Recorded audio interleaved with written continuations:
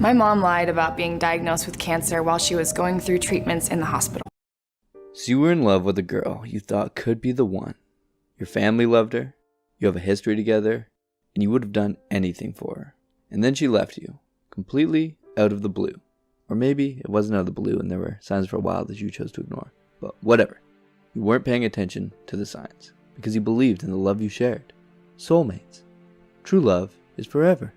And now here you are, single, clueless, and you have no idea if you'll ever find anyone again or if you're going to adapt quickly to your new life as an incel. This can be one of the most painful times in anyone's life. I know it doesn't feel like it, but if handled properly, this could be your best opportunity to become someone you've always wanted to be. You have a ton of leverage right now. So to start, here's what you could do. Feel sorry for yourself, feel bad, think and stew over ways that you could get her back. Think that you won't ever get someone as good as this girl, so you need to get her back at all costs. Then you get more needy, send her a heartfelt message, try to prove to her that you would do anything. So this is what you could do if you're living in the past, if you're destroyed and broken. And trust me, I know it feels like this is the way to go, because you have to get her back. But here's how we can take this incredibly painful event and turn it into a positive. Maybe the most positive point in your life. If you do this, you can transform this moment of pain and despair and use it as a way to crawl out of sadness and become the champion you were born to be. Let's break this transition period into 3 stages: mentalities, activities, and extracurriculars. For our mentalities, we need to accept that we are now single. Acceptance is very important. We're going to be strong from now on. Oh, or I guess you can cry as well. That's fine too. Right. Now that that's over, this girl left you, and she's never going to come back.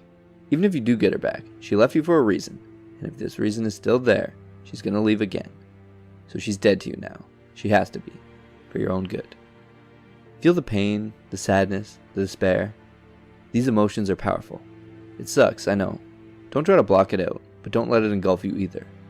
And absolutely do not continuously numb your feelings with drugs and alcohol. This will just prolong all those negative feelings. Next, we need to embrace that we're going to be single for the next 6 months to a year, maybe even longer. We're going to make a commitment to work on ourselves for right now. It's time to be selfish. Your mindset from now on is that you're on a path of self-discovery. When you and your girlfriend broke up, you two were whole. Now, you're not whole anymore. But you're going to decide that you're going to realize how to make yourself whole once again, but without being dependent on someone else. A common thought is to think that you won't find someone like your girlfriend. And as bad as this sounds, she's not that special. There's wonderful girls everywhere. You just gotta sift through a lot of trash to find them. Same for girls. They have to deal with a lot of trash boys to find the diamond in the rough. Maybe right now, you're trash, but you're gonna work on you so you're that diamond. We're looking for a good girl as well. Don't get drugged down thinking there's a scarcity of good women. There's tons of great women all over the place. It just depends on if you're the person they want to meet and if you put yourself in a position to meet them. Having scarcity about this is one of the most repelling vibes you can put off, so just brainwash yourself into abundance if you need to for now. Activities. A relationship takes time, and now that it's over, you have some extra time. Use this time to discover yourself. Go try new hobbies, learn a new skill, get better at your job, start meditating, spend time with your old friends, and go out and make new ones. Be selfish and do what you feel like doing. Start archery, or horseback riding, or gambling. Whatever it is you've always wanted to do, now's the time to try it out. Now's the time to get in touch with health, wealth, and relationships. Get in shape if you're not. Get skills that will bring you more cash. And one thing I'll touch on again is connect with your friends. Your friends are your lifeline. They'll help you bounce back from the darkest corners. A supportive friend group will listen to your problems and worries and take you out for activities to get your mind off them. Extracurriculars. By extracurriculars, I mean to say seeing other women. The modern dating scene right now is an absolute mess. If you've been out of the dating game for a while, there's a lot to get caught up on. There's Tinder, Hinge, and Bumble that act as dating apps. There's language exchange apps that act as dating apps. There's niche video games and hobby websites that also seem to only be around to act as dating apps for people with your exact interests. To navigate this world is going to take plenty of practice. Do not get hung up on making one date work out. Remember, we're in abundance now. Trust that if this date doesn't work out, you're going to have access to another date rather quickly. So go on dates, Figure out what you like and don't like in a partner. What are their qualities? Take people to your new hobbies and learn how to express yourself in a way that is fun, riveting, and authentic. Don't try to mold yourself to someone else, but learn how to express yourself in a way that puts your best foot forward. This video is to highlight what to do when a girl breaks up with you. It's tough, it hurts, but this is one of the highest leverage times to change your life permanently, for the better. Good luck. Please share this video with anyone you know who's going through a breakup. And let me know in the comments how you deal with a breakup.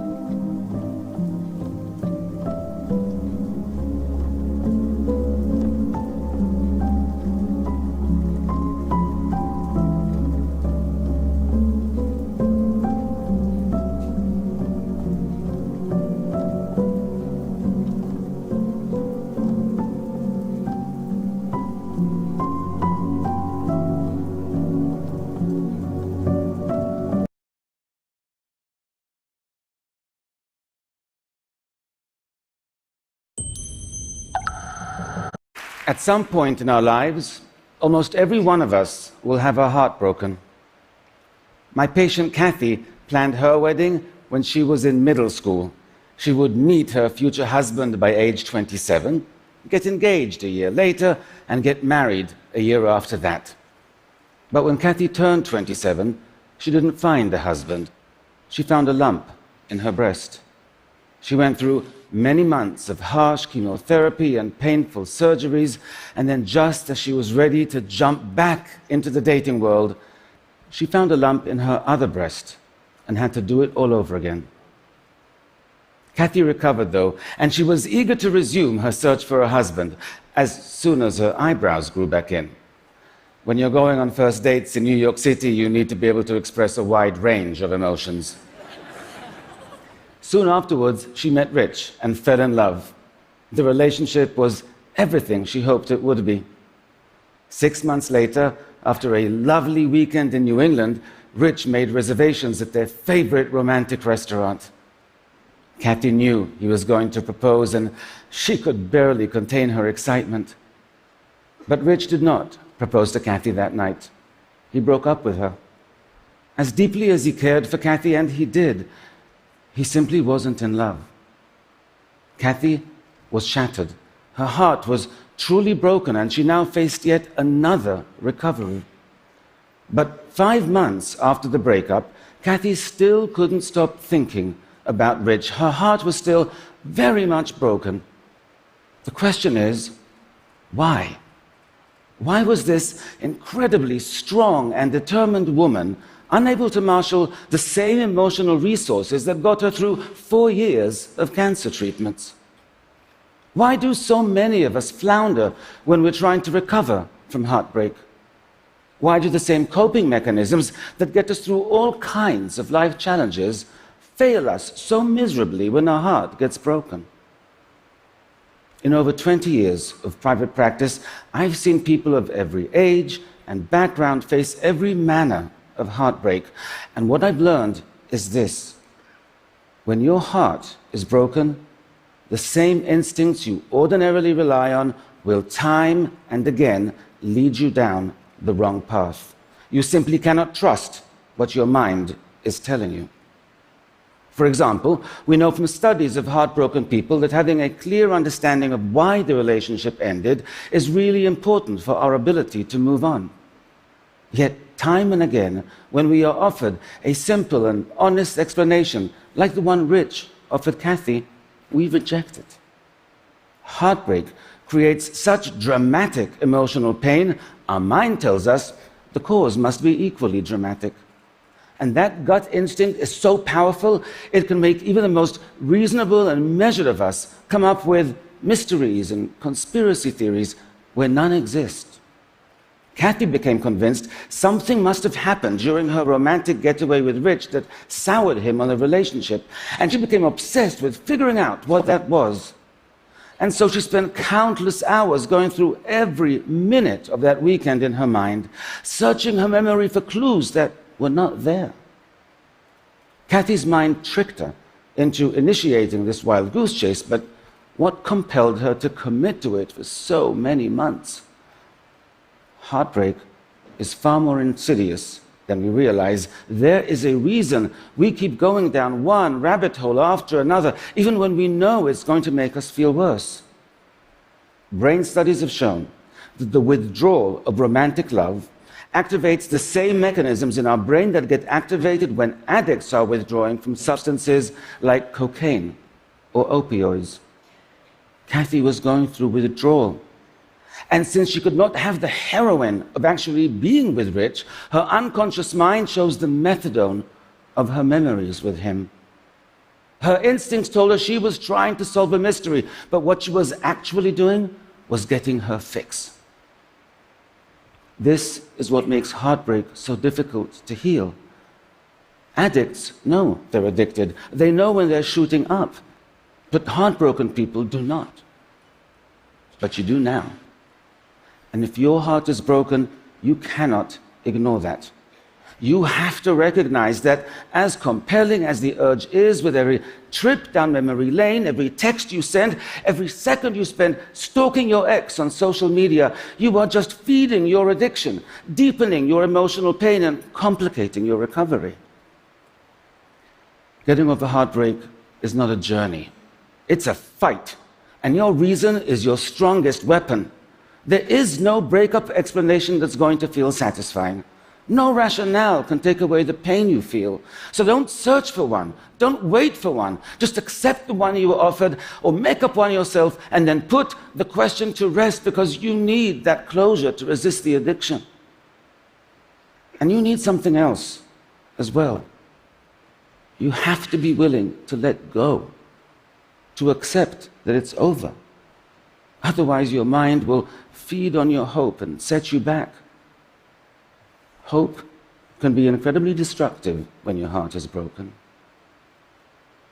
Heartbreak is a master manipulator. The ease with which it gets our mind to do the absolute opposite of what we need in order to recover is remarkable. One of the most common tendencies we have when our heart is broken is to idealize the person who broke it. We spend hours remembering their smile, how great they made us feel, that time we hiked up the mountain and made love under the stars. All that does is make our loss feel more painful. We know that.